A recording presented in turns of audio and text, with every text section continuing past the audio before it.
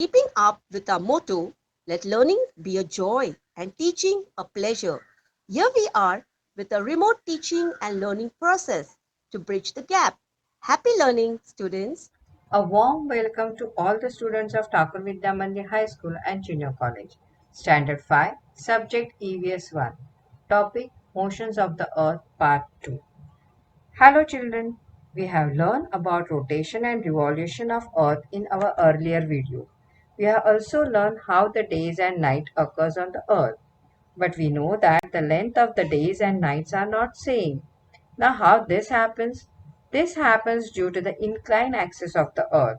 Even this inclined axis is responsible for the seasons on the earth like summer, winter, autumn, spring. Now let us understand how this season occurs on the earth through this diagram. Observe this diagram carefully. During the time period 22nd March till 23rd September, the north pole of the earth is inclined towards the sun. So that portion has longer days than nights. Hence it is summer in northern hemisphere.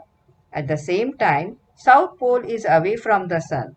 Hence in southern hemisphere, nights are longer than days. Therefore, it receives less heat and it is winter in southern hemisphere during this time. Now in the period from 23rd September till 22nd March, the situation becomes reverse. Now South Pole is inclined towards the sun and hence Southern Hemisphere will experience a summer and Northern Hemisphere experiences winter during this time. In our India, we consider three main seasons: summer, winter, and rainy. We also divide the year into six seasons: Vasant Ritu, which falls in the month of March and April, Grishma Ritu in the month of May and June, Varsha Ritu, July and August, Sharad Ritu in September, October, Hemant Ritu in November, December, and Shishir Ritu in January and February. This cycle of seasons are called Ritu Chakra. Many of our festivals are connected with the seasons. Many of our songs and games are also related to the different seasons. So this is our seasons. The cycle of season is called as Ritu Chakra. So everybody understood about the seasons, how it occurs and what is Ritu Chakra? Good. Now let us go to the next part of the lesson. Earth, satellite, the moon. As we have learned the motion of Earth, there is one more heavenly body which is satellite of the Earth called Moon. This moon is also revolves around the Earth, and Earth and Moon together revolves around the Sun. However, these two orbits intersect. Hence, the Sun, the Moon, and the Earth are not always along a straight line. We see only one side of the Moon which faces the Earth. The Moon has no light of its own.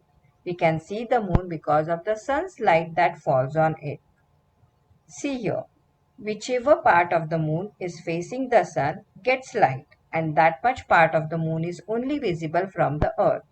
Therefore, we see different shapes of the Moon. These different shapes of the Moon are called phases of the Moon. Let us see how it happens through this video.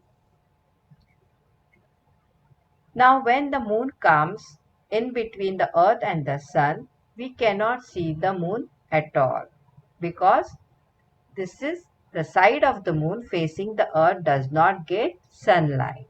We cannot able to see the moon on this day, and that is our new moon day.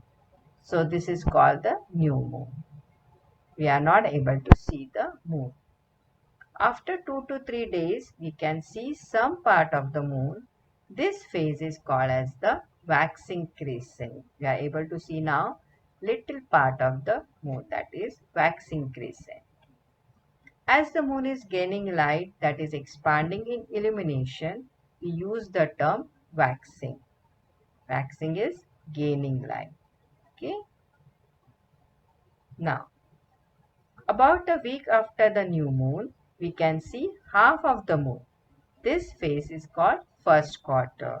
Now here we can see half part of the moon, which is called first quarter. 2 or 3 days after the first quarter, more than half of the moon is visible. This phase is called the waxing gibbous. Now here more than half part of the moon is visible to us.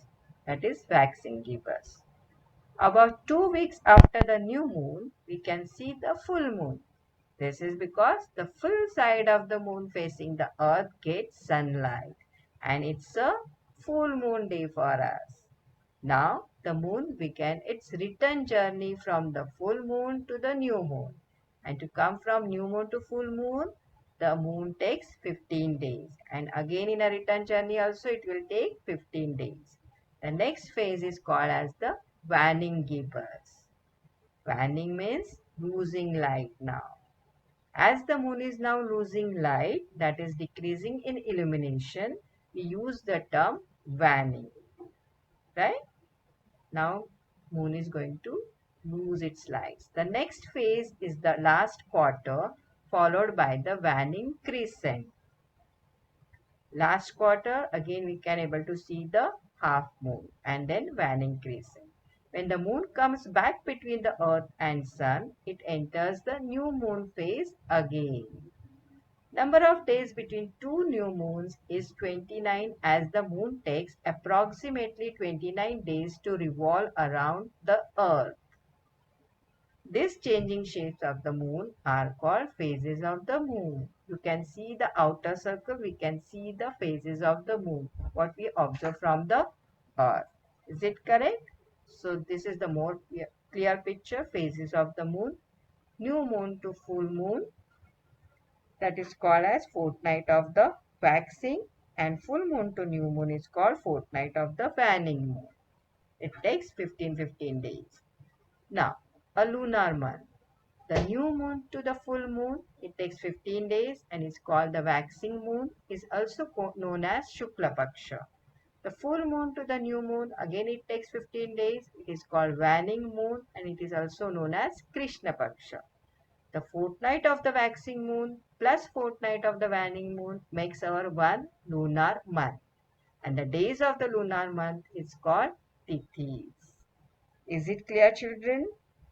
What we have learned today?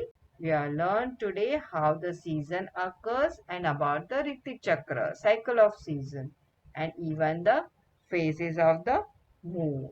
Right? So now that's all for the day. You keep revising this and keep learning something new. Bye. Thank you, children.